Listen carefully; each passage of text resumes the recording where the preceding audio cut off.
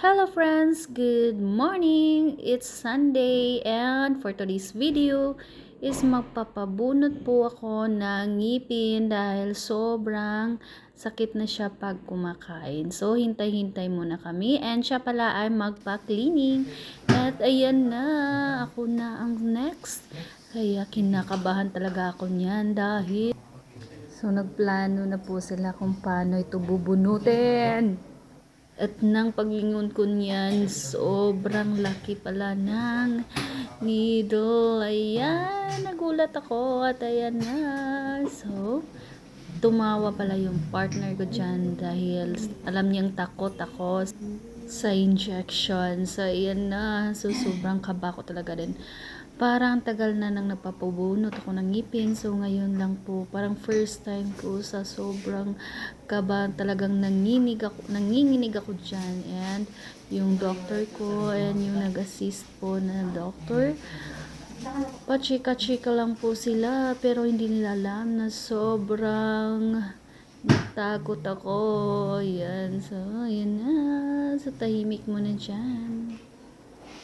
Share ko lang po na sobrang linis po ng clinic na doc at super bait naman po ng mga staff at syempre si doc, napakabait po niya and ayan, so thank you so much po dogs and super alaga po nila doc and talagang sulit yung bayad po natin dito. So ayan, tapos na yung injection anesthesia. So, pinamumog muna ako and maya-maya ay bubunutin na yung sira kong ngipin. So, ayan. So, nagpa-video pala ako sa husband ko para makunan yung pagbunot ng ngipin ko. So, ayan na. Kinuha na dinudukot na po ni doctor yung aking ngipin. So, sa sobrang tigas pala ng ngipin ko, parang nanginginig si Doc. So, ayan. So, sabi niya, kumuha ka ng martilyo dahil sobrang tigas. So, ayan. Diba? So, natatakot na talaga ako niyan. So, bunot. 1, 2, 3. Sabi ni Doc, konti lang. So, nito, nakukuha na. So, huwag kang malukot.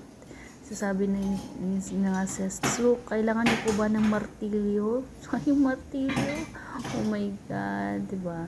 Joke lang po, pero ayan, so, sabi ni Doc, malapit na makuha, so, medyo matigas siya dahil nasa wisdom tooth po yan.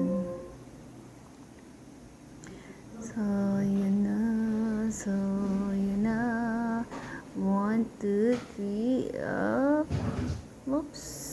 Hanggat sa tinawag yung hubby ko dahil kailangan niyang isulat ang name ko. Ayan. So, pasensya na po, Doc, dahil natagalan po ang pagbunot.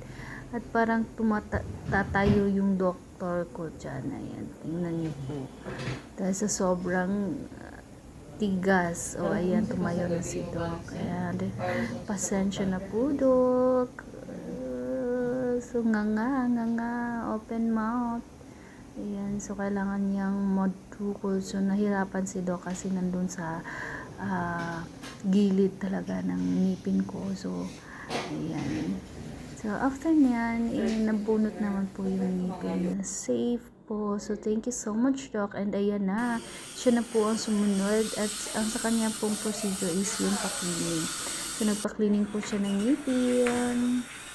So, ayan. Thank you so much. At pinayagan kami kumuha ng mga litrato or video. So, tapos na kami at magbabayad na kami dito sa counter. So, thank you for watching and more videos. Please like and share. Bye!